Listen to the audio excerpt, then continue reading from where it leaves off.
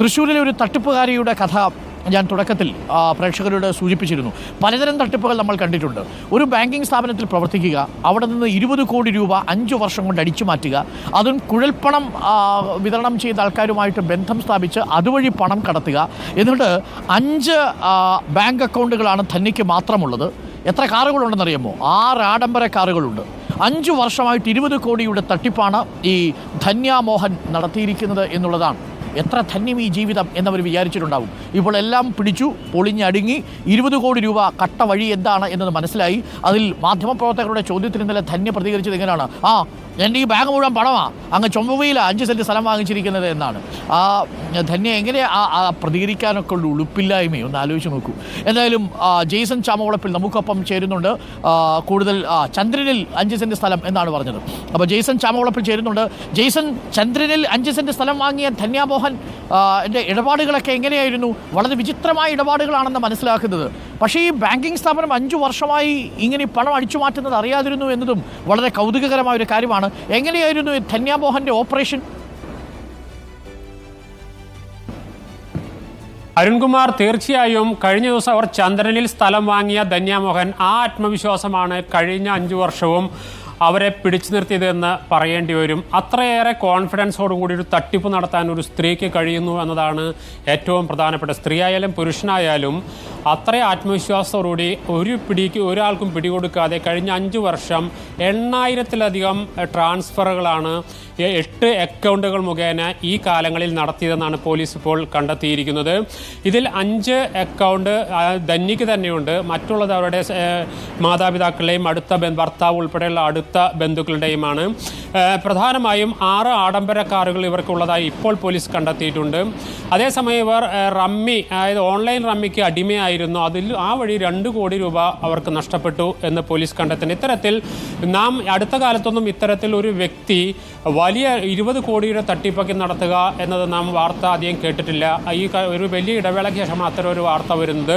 18 വർഷത്തിലധികം മണപ്പുറത്തിൻ്റെ കോംടെക്, അത് അവരുടെ മണപ്പുറം ഗ്രൂപ്പിൻ്റെ ഒരു സബ്സിഡിയറി സ്ഥാപനമാണ് ഈ സ്ഥാപനം. ഇതിൽ കീഴിൽ 18 വർഷം വിശ്വസ്തയായി പണിയെടുക്കുകയായിരുന്നു. അതുകൊണ്ട് തന്നെയാണ് ഇവർ അത്തരത്തിലൊരു സംശയം പുറത്തേക്ക് വരാതിരുന്നത്.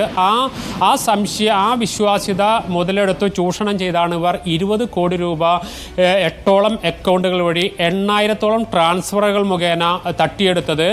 പക്ഷേ പോലീസ് ഇപ്പോൾ ഇവരുടെയും അടുത്ത ബന്ധുക്കളുടെയും മുഴുവൻ അക്കൗണ്ടുകളും ഫ്രീസ് ചെയ്തിട്ടുണ്ട്. പക്ഷേ കാര്യമായ പണമൊന്നും അതിൽ ഇല്ല എന്നതാണ് ഇപ്പോൾ പ്രാഥമികമായ പരിശോധനയിൽ പോലീസിന് ലഭിച്ചിരിക്കുന്നത്. പക്ഷേ ഇന്നലെ അവർ അവിടെ വന്ന് കീഴടക്കുന്നു. അതിനുശേഷം ഇന്നലെ പാതിരാത്രിയോടുകൂടി തന്നെ തൃശ്ശൂരിലെ വലപ്പാട് സ്റ്റേഷനിൽ എത്തിച്ചിട്ടുണ്ട്. ഇന്ന് വൈകിട്ടോടുകൂടിയേ കോടതിയിൽ ഹാജരാക്കും. അതിനിടയിൽ ഇവർ ചോദ്യം ചെയ്യൽ ഉൾപ്പെടെ നടക്കും.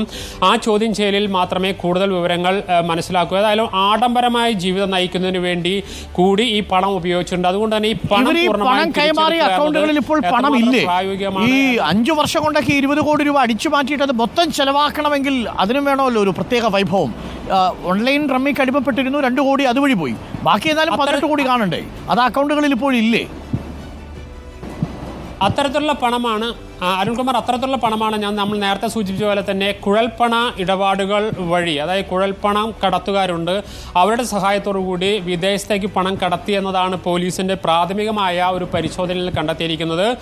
അത്തരത്തിൽ 2 കോടി രൂപ അവിടെ ചിലവായി. നിരവധി സ്ഥലങ്ങൾ വാങ്ങിച്ചിട്ടുണ്ട്, ചിലത് കരാർ എഴുതിയിട്ടുണ്ട്, വാഹനങ്ങൾ വാങ്ങിയിട്ടുണ്ട്, ആഡംബര ജീവിതം നയിച്ചിട്ടുണ്ട്. ഇതിൽ നിന്നും പോരാതെ ബാക്കിയുള്ള പണം NRI അക്കൗണ്ടിലേക്ക് കടത്തിയിട്ടുണ്ട് എന്നുള്ള ഒരു നിഗമനമാണ് പോലീസ്. അതിനുവേണ്ടിയാണ് കുഴൽപ്പണ സംഘങ്ങളുടെ സഹായം ഇവർ തേടിയിരിക്കുന്നത്.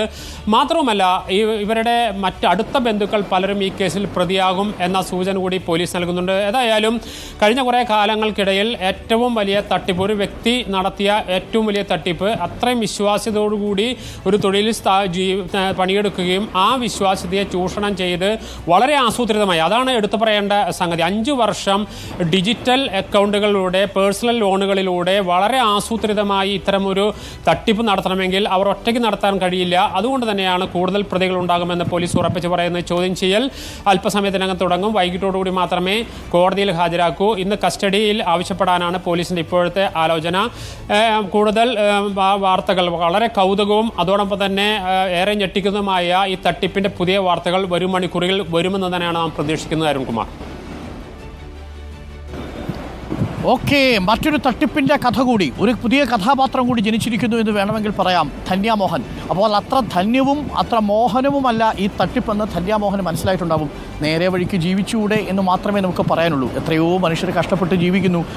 ഓഫീസിൽ വരിക, ബന്ധുക്കളുടെ അക്കൗണ്ടിലേക്ക് ഈ ബാങ്കിൻ്റെ അക്കൗണ്ടിൽ കിടക്കുന്ന പണം അടിച്ചു മാറ്റുക. അതിങ്ങനെ 8000-ഓളം ട്രാൻസ്ഫറുകളാണ് നടന്നിരിക്കുന്നത്. എന്നിട്ടും ഇതൊന്നും അവിടെ കണ്ടുപിടിക്കാൻ സംവിധാനം ഉണ്ടായിരുന്നില്ലേ എന്നുള്ളതാണ്. സ്വകാര്യ ബാങ്കാണ്, അത് അവരുടെ പ്രശ്നമാണെങ്കിൽ പോലും ആ തട്ടിപ്പിൻ്റെ വ്യാപ്തി എത്രത്തോളം ഉണ്ടെന്ന് പ്രിയപ്പെട്ട പ്രേക്ഷകർ മനസ്സിലാക്കൂ.